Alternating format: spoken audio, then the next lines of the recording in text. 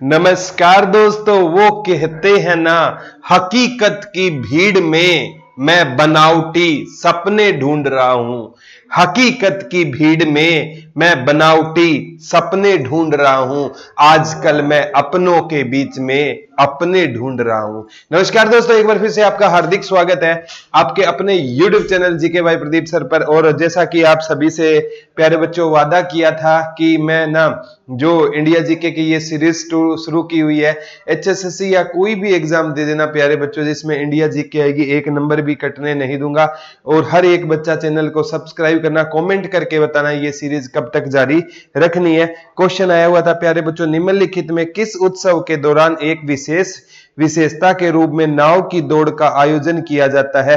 तो नाव की दौड़ का आयोजन बच्चों ओणम त्योहार होता है ना। ओणम त्योहार होता है प्यारे बच्चों। ओणम त्योहार में ना क्या होती है, नाव की दौड़ होती है। कौन सी दौड़ होती है? नाव की दौड़ होती है। और ओणम त्योहार कहाँ का रहेगा प्यारे बच्चों? इंपॉर्टेंट है। एक ओणम से एक ये क्वेश्चन आ सकता है, नाव की दौड़ की शुरुआत किस देश से हुई थी? नीदरलैंड से हुई थी। किस देश से हुई थी? नीदरलैंड। और ये भी आ सकता है ओणम त्योहार प्यारे बच्चों, एक एग्जाम में आया था, ये त्योहार किस महीने में होता है? सितंबर के महीने में होता है। किस महीने में होता है? सितंबर के महीने में ओणम त्योहार होता है।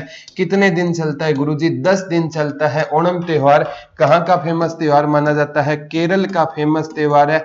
और केरल का 2011 की जनगणना के अनुसार सेक्स रेशियो कितना था गुरुजी? 1084 था। कथकली कहाँ का नृत्य रहेगा? कथकली केरल का नृत्य रहेगा। और कथकली के साथ है ना आपसे पूछा जाएगा प्यारे बच्चों, जैसे कुचिपुड़ी है ना आंध्र प्रदेश का हो जाएगा। एक मोहिनी अट्टम पूछा जाएगा, मोहिनी अट्टम। ये कथकली और मोहिनी अट्टम है ना, दोनों केरल के रहेंगे। तो बच्चों ऐसे जब कोई भी एग्जाम देने बैठो ना, जय मां सरस्वती का नाम लेके बैठा करो, एग्जाम आपका 101% क्या जाएगा? सही हो जाएगा। तो ओणम त्योहार में क्या होती है? नाव की दौड़। ये पूछा जाता है, नाव की दौड़ की शुरुआत 17वीं शताब्दी में नीदरलैंड में हुई थी। किस शताब्दी में हुई थी? 17वीं शताब्दी में नाव की दौड़ की शुरुआत कहां से हुई थी? नीदरलैंड से हुई थी। शताब्दी भी प्यारे बच्चों पूछी जा सकती है। उसी प्रकार एक बार पोंगल त्योहार पूछा गया था, कहां का रहेगा? तमिलनाडु का रहेगा पोंगल त्योहार। पोंगल त्योहार कहां का रहेगा? पोंगल त्योहार कहां का रहेगा? तमिलनाडु का रहेगा। कहां का रहेगा? तमिलनाडु का रहेगा। याद ना रहे पोंगल में पागल। और आजकल इंसान को कोई पागल बनाता है ना, तो दो इंसान मिलकर उसको क्या बनाते हैं? पागल बनाते हैं। कोई इंसान मिलकर ना, और मैं तो सिंपल सी बात बोल रहा हूं प्यारे बच्चों, अगर आप किसी को धोखा देने में कामयाब हो जाते हो ना, तो कभी खुश मत होना कि हमने उसको धोखा दे दिया, बल्कि ये सोचना कि उसको आप पर कितना विश्वास था और आपके धोखे को भी वो प्यार समझता रहा। इस जहां में प्यारे बच्चों हजारों खेल होते हैं, फिर भी पता नहीं लोग दिल से क्यों खेलते हैं। तो कभी भी किसी का दिल दुखाना नहीं चाहिए। दिल की बात की है ना, तो बच्चे ये भी कहेंगे सर आप तो कहते हो दिल का काम ब्लड को पंप करना होता है। तो फिर भी बच्चों क्या होता है, जैसे जिस लैंग्वेज में बच्चे समझते हैं ना, टीचर को उन्हीं के हिसाब से ढल जाना चाहिए। ठीक है। एक बार एग्जाम में पूछा गया था बच्चों, आगामी एग्जाम में भी क्वेश्चन आ सकता है कि ये एक आगामी एग्जाम में क्या क्वेश्चन आएगा बच्चों? ये आया था सबसे इंपॉर्टेंट कि तराइन का तीसरा युद्ध है ना इल्तुतमिश का किसके साथ हुआ था? मैं थोड़ा सा बता देता हूं। तराइन का तीसरा युद्ध, सबसे पहले तो तराइन का तीसरा युद्ध 1215 में हुआ था, क्योंकि किताबें 1191 और 1192 बताती है पहला, 91 में चौहान जीता था, 92 वाला मोहम्मद गोरी जीता था। तराइन का तीसरा युद्ध कब हुआ था प्यारे बच्चों? 1215 में हुआ था। किसके बीच में हुआ था गुरुजी? इल्तुतमिश के बीच में हुआ था। इल्तुतमिश के बीच में हुआ था। और कौन लड़ा था? यल्दोज और कुबाचा लड़े थे। और इसको जीता किसने था प्यारे बच्चों? इल्तुतमिश ने जीता था। और मैं बता देता हूं, ये यल्दोज और कुबाचा है ना, ये किसके दास होते थे?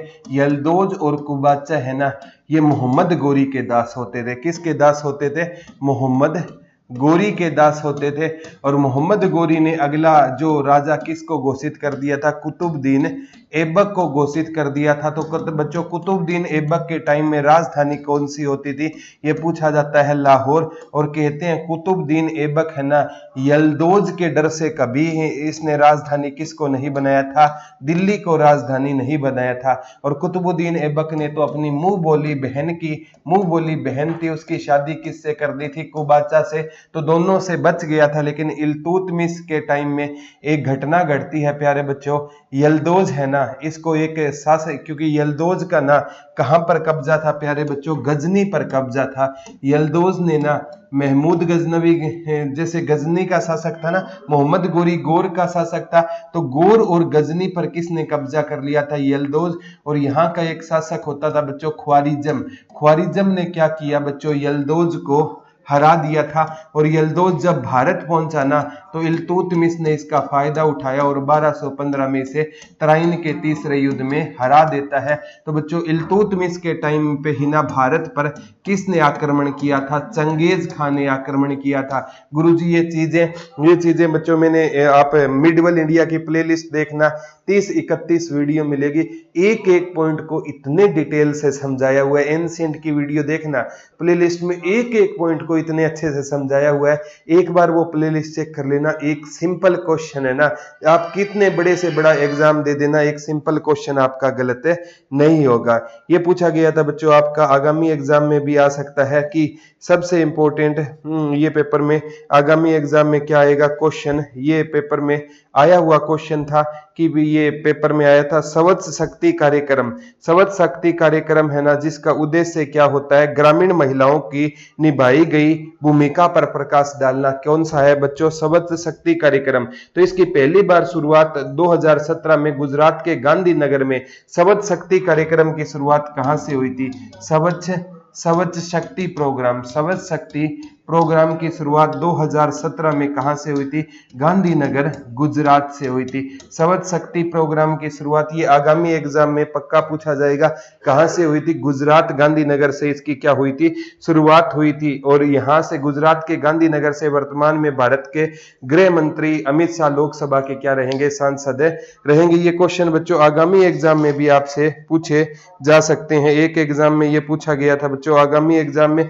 जो मैं आपको बताता हूं ना, ये आया था, भारत में परमाणु ऊर्जा विभाग की स्थापना कब हुई थी, तो 1948 में ट्राम्बे मुंबई में भारत में परमाणु ऊर्जा विभाग की स्थापना, भारत में परमाणु ऊर्जा विभाग की स्थापना कब हुई थी, परमाणु ऊर्जा विभाग की स्थापना कब हुई थी, 1948 में हुई थी। कहां पर हुई थी गुरुजी, ट्राम्बे में हुई थी। ट्राम्बे कहां पर रहेगा, मुंबई में रहेगा। मुंबई को क्या कहा जाता है बच्चों, गेटवे ऑफ इंडिया कहा जाता है। गेटवे ऑफ इंडिया किसे कहा जाता है, मुंबई को। और गेटवे ऑफ हरियाणा किसे कहा जाता है, गेटवे ऑफ हरियाणा किसे कहा जाता है। और गेटवे ऑफ हरियाणा ना प्यारे बच्चों बहादुरगढ़ को कहा जाता है, बहादुरगढ़ झज्जर को क्या कहा जाता है, गेटवे ऑफ हरियाणा कहा जाता है। तो ये एग्जाम में जैसे केगा परमाणु संयंत्र कहां पर रहेगा, कर्नाटक में रहेगा, काकरपारा गुजरात में रहेगा, ऐसे भी क्वेश्चन पूछे जाते हैं। ठीक है, एक बार ऐसा निम्नलिखित में किसे कंप्यूटर का मस्तिष्क कहा जाता है, तो सीपीयू को कंप्यूटर का मस्तिष्क कहा जाता है। कंप्यूटर का मस्तिष्क किसे कहा जाता है, तो बच्चों ये किसको कहा जाता है, सीपीयू को कहा जाता है। सीपीयू की फुल फॉर्म आई तो सेंट्रल प्रोसेसिंग यूनिट होती है, सेंट्रल प्रोसेसिंग यूनिट होती है। ठीक है, जैसे रैम की भी फुल फॉर्म आती है, रैंडम एक्सेस मेमोरी होती है, रैंडम एक्सेस मेमोरी होती है, रैंडम एक्सेस मेमोरी होती है। रोम की भी फुल फॉर्म आती है, रीड ओनली मेमोरी होती है, रीड ओनली मेमोरी होती है, रीड ओनली मेमोरी। तो ये मेमोरी से भी बच्चों प्यारे बच्चों क्वेश्चन आपके पूछे जाते हैं, तो एग्जाम में ध्यान रख लेना। एग्जाम में कंप्यूटर से संबंधित भी प्यारे बच्चों, कंप्यूटर का जो मस्तिष्क होता है वो कौन होता है, सेंट्रल प्रोसेसिंग। कंप्यूटर कौन सी लैंग्वेज समझता है, बाइनरी लैंग्वेज, कंप्यूटर 0 और 1 के फॉर्मूले बिट का फुल फॉर्म बाइनरी डिजिट, ये भी पेपर में पूछा गया क्वेश्चन था। एक बार आया था देश की प्रथम स्पोर्ट्स यूनिवर्सिटी कौन सी रहेगी, चेन्नई तमिलनाडु। देश की प्रथम स्पोर्ट्स यूनिवर्सिटी, देश की प्रथम प्रथम स्पोर्ट्स यूनिवर्सिटी कौन सी रहेगी, स्पोर्ट्स यूनिवर्सिटी ये चेन्नई चेन्नई तमिलनाडु, चेन्नई तमिलनाडु देश की क्या रहेगी, प्रथम स्पोर्ट्स यूनिवर्सिटी रहेगी। आगामी एग्जाम में प्यारे बच्चों ये क्वेश्चन पूछे जा सकते हैं। और वैसे बच्चों ये क्वेश्चन मैं आपको सभी के सभी करवाऊंगा। एक है ना आपके लिए जरूरी सूचना, एक नंबर देता हूं, अच्छा लगे तो देख लेना, 74,978 40047। अब आप होली के लिए क्या कर दिया गया है बच्चों, जो ग्राम सचिव का बेच है ना वो मात्र 199 रुपए का कर दिया गया है। ग्राम सचिव का बेच है, कनाल पटवारी का बेच है, कनाल पटवारी का बेच है और पटवारी का बेच है, ये मात्र 199 का कर दिया गया। हरियाणा पुलिस का मात्र 499। ये लाइव बेच रहेगा, सारी क्लासें लाइव रहेगी। अच्छे लगे तो देख लेना, ये नंबर दिया, इस पे इंक्वायरी कर सकते हो। यहाँ पर भी हरियाणा और इंडिया जीके की क्लासें चलती रहेगी और मेरी और क्लासें टीम की देखनी है तो वहां से यहाँ पे देख सकते हो बच्चों। होली पर ना ये चीजें आपको मिल जाएगी, कोई बात नहीं है, जहां से भी पढ़ो प्यारे बच्चों, लेकिन सिलेक्शन ले जाना। एक बार आया था दक्षिण हरियाणा की सबसे लंबी नदी कौन सी रहेगी, तो दक्षिण हरियाणा की सबसे लंबी नदी कौन सी रहेगी, गोदावरी रहेगी। दक्षिण दक्षिण भारत की सबसे लंबी नदी कौन सी रहेगी, सबसे लंबी नदी कौन सी रहेगी, तो कौन सी रहेगी बच्चों, गोदावरी रहेगी। कौन सी नदी रहेगी, गोदावरी नदी रहेगी। वे जैसे नासिक किस नदी के किनारे, काफी बार बच्चों यहाँ से क्वेश्चन पूछा जाने रहा है। और गोदावरी को बूढ़ी गंगा के नाम से भी जाना जाता है। एक बार आया था बच्चों, गोदावरी को किस गंगा के नाम से जाना जाता है, बूढ़ी गंगा के नाम से जाना जाता है। गोदावरी को किस गंगा के नाम से जाना जाता है, तो गोदावरी को प्यारे बच्चों बूढ़ी गंगा के नाम से भी जाना जाता है। ये भी question exam point of view से, कुंभ का मेला है ना वो भी इस नदी के किनारे ही लगता है, पेपर में ये भी आ सकता है बच्चों, ठीक है। एक बार आया था, आगामी एग्जाम में भी आ सकता है कि खालिस्तान भारतीय अमेरिकी है जिन्होंने 2019 के लिए अर्थशास्त्र का नोबेल पुरस्कार साझा किया था, तो अभिजीत बनर्जी को मिला था। किसको मिला था अर्थशास्त्र के लिए, अभिजीत बनर्जी को मिला था। किसको अर्थशास्त्र के लिए नोबेल पुरस्कार किसको मिला था, अभिजीत बनर्जी। और नोबेल पुरस्कार किसकी याद में दिया जाता है गुरुजी, एल्फ्रेड नोबेल की याद में दिया जाता है गुरुजी। एल्फ्रेड नोबेल कहाँ के वैज्ञानिक थे, स्वीडन के वैज्ञानिक थे। एल्फ्रेड नोबेल कहाँ के वैज्ञानिक होते थे, स्वीडन के वैज्ञानिक होते थे गुरुजी। इन्होंने किसकी खोज की थी, डायनेमाइट की खोज की थी। और जिसका प्रयोग किस में किया जाता है बच्चों, हथियारों में या बारूद जो विस्फोटक पदार्थों में किया जाता है। और इनको इम्पोर्टेंट है जो मतलब नोबेल पुरस्कार की शुरुआत तो 1896 में हुई थी। पहली बार नोबेल पुरस्कार कब दिया गया था, 1901 में दिया गया था गुरुजी। किसको दिया गया था, हेनरी डुनांट को दिया गया था। और हेनरी डुनांट को किसकी संस्थापक कहा जाता है प्यारे बच्चों, रेड क्रॉस की संस्थापक किसे माना जाता है, हेनरी डुनांट को माना जाता है। और इनकी जो रेड क्रॉस है उसको भी बच्चों नोबेल पुरस्कार मिल चुका है, ये भी पेपर में पूछा गया था। एक बार आया था बच्चों कि बंगाल का पहला गवर्नर कौन था, तो रॉबर्ट क्लाइव बंगाल का पहला गवर्नर माना जाता है। बंगाल का पहला गवर्नर है ना कौन माना जाता है, बंगाल का पहला गवर्नर कौन माना जाता है, तो बच्चों ये रॉबर्ट क्लाइव माना जाता है। कौन माना जाता है, रॉबर्ट क्लाइव। और रॉबर्ट क्लाइव की सहायता से ही ना 1757 में अंग्रेजों ने कौन सा युद्ध जीता था प्यारे बच्चों, प्लासी का युद्ध जीता था। और ये प्लासी के युद्ध में रॉबर्ट क्लाइव ने किसको हराया था, सिराजू दौला को हराया था। क्योंकि है ना ये सिराजू दौला है ना बच्चों ये बहुत अच्छे इंसान थे। रॉबर्ट क्लाइव है ना सिराजू दौला की मौसी से मिला था जिसका नाम घसीटी बेगम था। क्योंकि वो चाहती थी कि मेरा बेटा राजा बन गया सिराज, तो वो इसके खिलाफ थी। और इसने ना एक मीर जाफर को अपने साथ मिलाया। और मीर जाफर अगर गद्दारी ना करता ना तो भारत कभी भी अंग्रेजों का गुलाम नहीं होता। क्योंकि सिराजुद्दौला ने ना अंग्रेजों को भारत से बाहर का रास्ता दिखा दिया। अंग्रेजों के फोर्ट विलियम पर भी सिराजुद्दौला ने क्या कर लिया था, कब्जा कर लिया था। लेकिन हमें तो अपनों ने लूटा है प्यारे बच्चों, गैरों में कभी भी हमें हराने का दम नहीं था। सिकंदर जैसे राजा भी है ना भारत को जीते बगैर चले गए थे, लेकिन हम है ना अपनों ने जयचंदों ने हमें लूट लिया था प्यारे बच्चों। तो भी देख लेना कि भारत है ना, ऐसा भारत है जो वो बार बार मतलब दिक्कतें आई, बहुत सी दिक्कतें आई, लेकिन ये संभलता गया। लेकिन कोई भी मतलब मैं तो कहता हूं कोई भी लक्ष्य मनुष्य के साहस से बड़ा नहीं, हारा वही जो लड़ा नहीं। अगर आप मैदान में खड़े हो ना प्यारे बच्चों, आप एचएसएससी एक रणभूमि है, चाहे एसएससी को मान लो, कोई भी जॉब को, कितनी भी बाधाएं आएंगी, विकल्प बहुत मिलेंगे रास्ता भटकाने के लिए, और संकल्प एक ही बहुत है मंजिल तक ले जाने के लिए। डटे रहना प्यारे बच्चों, ताने देने वाले भी आएंगे। और मैं तो कहता हूं बच्चों, जो मतलब आपकी हार पर आपके ना पीठ पर हाथ रखे जाते हैं ना, वो रियल हाथ होते हैं, वो दिखावटी हाथ है नहीं होते हैं। खुशी में ताली बजाने वालों से हार में जो पीठ पर हाथ रखे जाते हैं वो ज्यादा मैटर रखते हैं। मैं तो कहता हूं प्यारे बच्चों, किसी का ना मतलब आपको ना साथ देना है, और ये भी कहता हूं कोई तेरा साथ ना दे तो गम ना कर, दुनिया में खुद से बड़ा कोई हम सफर नहीं होता। लगे रहना है प्यारे बच्चों। गुरुजी ये इंपॉर्टेंट क्वेश्चन सारे के सारे कराऊंगा। एक बार आया था कि अंग्रेजी शिक्षा को कब लागू किया गया, तो 1835 में मैकाले के टाइम में।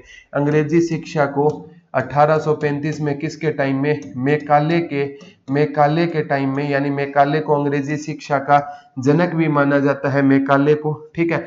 और ये याद कर लेना, कौन सा भारतीय समाज सुधारक अंग्रेजी शिक्षा के पक्ष में था? राजा राम मोहन राय चाहते थे कि भारतीयों को शिक्षा किस में मिलनी चाहिए? अंग्रेजी में मिलनी चाहिए। और राजा राम मोहन रॉय का ना ये इन्हें मतलब क्या कहता है, भविष्य और वर्तमान के मध्य सेतु बताया जाता है। राजा राम मोहन राय को आधुनिक पुनर्जागरण का पिता कहा जाता है। और इन्हें जो इंपॉर्टेंट है बच्चों, युगदूत कहा था नेताजी सुभाष चंद्र बोस ने। राजा राम मोहन रॉय को ना हम कभी भी इग्नोर नहीं कर सकते, क्योंकि इन्होंने वो काम कर दिया जो शायद कोई कर नहीं सकता था। पहले ये माना जाता था अगर कोई 7 समुंदर चला जाए ना तो वो है ना मतलब अछूत हो जाएगा। तो ये ना जब इनको राजा राम मोहन रॉय ने राजा की उपाधि दी थी ना, राजा राम मोहन रॉय को राजा की उपाधि किसने दी थी? अकबर सेकंड ने। और इनको विलियम फोर्थ के दरबार में गया ना भेजा गया, तो ये समुद्र के रास्ते से गए थे। ये भारतीयों में जागृति लाना चाहते थे। 1828 में ये इन्होंने ब्रह्म समाज की क्या की थी? स्थापना की थी। 1829 में सती प्रथा को इन्होंने मुक्त करवाया था विलियम बेंटी के साथ मिलकर। 1833 में ब्रिस्टल इंग्लैंड में इनका देहांत हो गया। पहले समाज सुधारक थे जिनका देहांत भारत से क्या हुआ था? बाहर हुआ था। तो ये सारी चीजें प्यारे बच्चों मैंने करवा रखी है। अभी आप स्पीड से क्यों करवा रखे हो? प्लेलिस्ट में अगर डिटेल में जाना है तो माउस दे दो, डिटेल में जाना है तो प्यारे बच्चों आप प्लेलिस्ट में जाकर देखो, कोई दिक्कत नहीं होगी। एक एक क्वेश्चन वहां पर आपको मिल जाएगा। एक एग्जाम में ये पूछा गया था बच्चों, सबसे इंपॉर्टेंट, आगामी एग्जाम में भी ये क्वेश्चन आ सकता है, ठीक है। तो ये पेपर में आया था, स्टेट पार्टी का दर्जा पाने के लिए विधानसभा चुनाव में पार्टी को कम से कम 8% वोट लेना जरूरी है। कोई भी स्टेट पार्टी का दर्जा चाहती है तो विधानसभा चुनाव में 8%। और निर्वाचन आयोग है ना, रख दो, ये निर्वाचन आयोग है ना, किसी भी पार्टी को स्टेट पार्टी का क्या देता है, या कम से कम 3 सीटें जीतना जरूरी है। क्षेत्रीय पार्टी का दर्जा आपको पता है, जेजीपी को क्षेत्रीय पार्टी का दर्जा मिल चुका है। किस पार्टी को? जेजीपी को। ये पेपर में पूछी जाती है बच्चों। जेजीपी ने 14वीं विधानसभा में कितनी सीटें जीती थी? 10 सीटें जीती थी। ये भी ध्यान रख लेना। वर्तमान में जो सरकार है ना वो बीजेपी और जेजीपी के गठबंधन की क्या है? सरकार है। एक बार आया था, भारत का राष्ट्रीय मानवाधिकार आयोग की स्थापना कब हुई थी? तो 1993 में। राष्ट्रीय मानवाधिकार आयोग, भारत में राष्ट्रीय मानवाधिकार आयोग की स्थापना कब हुई थी? मानवाधिकार आयोग की स्थापना है ना प्यारे बच्चों कब हुई थी? 1993 में हुई थी। कब हुई थी राष्ट्रीय मानवाधिकार आयोग की स्थापना? 1900। गुरुजी ये क्वेश्चन कहाँ से करवा रहे हो? ये बच्चों जो हरियाणा और इंडिया जीके की जो नई बुक आई है ना, पूरे हरियाणा में अवेलेबल है, किसी से भी पूछ लेना बुक किस लेवल की है। और जिसने भी बुक ली है ना वो कमेंट करके जरूर बताना बच्चों, उसी बुक से ये सारे के सारे क्वेश्चन रहेंगे। अरावली की पहाड़ियां हरियाणा के खालिस्तान भाग में स्थित है, तो अरावली की पहाड़ियां हरियाणा के दक्षिण भाग में स्थित है। अरावली की पहाड़ियां हरियाणा के किस भाग में स्थित है? तो अरावली की पहाड़ियां हरियाणा के प्यारे बच्चों दक्षिणी भाग में स्थित है। अरावली की पहाड़ियां हरियाणा के किस भाग में स्थित है? तो हरियाणा के किस भाग में स्थित रहेगी? अरावली की पहाड़ियां हरियाणा के दक्षिणी भाग में क्या रहेगी? स्थित रहेगी। ये पेपर में एक बार आता है बच्चों कि प्लास्टिक प्रदूषण से निपटने तथा लोगों को सिंगल यूज प्लास्टिक थैले का उपयोग न करने को प्रेरित करने के लिए 87,297 प्लास्टिक के थैलों की मदद से कछुए की मूर्ति कहां पर बनाई गई है? तो ब्रह्म सरोवर कुरुक्षेत्र में बनाई गई है। ये मतलब थैलों से ना कि ब्रह्म सरोवर कुरुक्षेत्र में ना कछुए की मूर्ति बनाई गई है। मतलब प्लास्टिक के बैग का प्रयोग ना करें क्योंकि ये नॉन बायोडिग्रेडेबल है, ये गलता नहीं है। और कोई भी गौ माँ प्लास्टिक का थैला खा लेती है ना तो उसकी थोड़े टाइम बाद क्या हो जाती है? मृत्यु हो जाती है। तो हमें है ना कम से कम प्लास्टिक के बैग का प्यारे बच्चों यूज करना चाहिए। ये थी आज की क्लास और हर एक बच्चा बताना ये क्लास आपको कैसी लगी और ऐसी क्लासें चाहिए तो आप कमेंट करके जरूर बताना, क्योंकि जब तक आपके कमेंट आते रहेंगे और हम क्लास बनाते रहेंगे। तो आज के लिए इतना ही है, कल आपसे दोबारा रूबरू होंगे। तब तक के लिए प्यारे बच्चों हंसते रहो, मुस्कुराते रहो, अपना और अपनों का ख्याल रखना। धन्यवाद दोस्तों। जय हिंद, जय भारत, इनकलाब जिंदाबाद और लव यू ऑल। और किसी भी हाल में स्टडी को प्यारे बच्चों रुकने मत देना।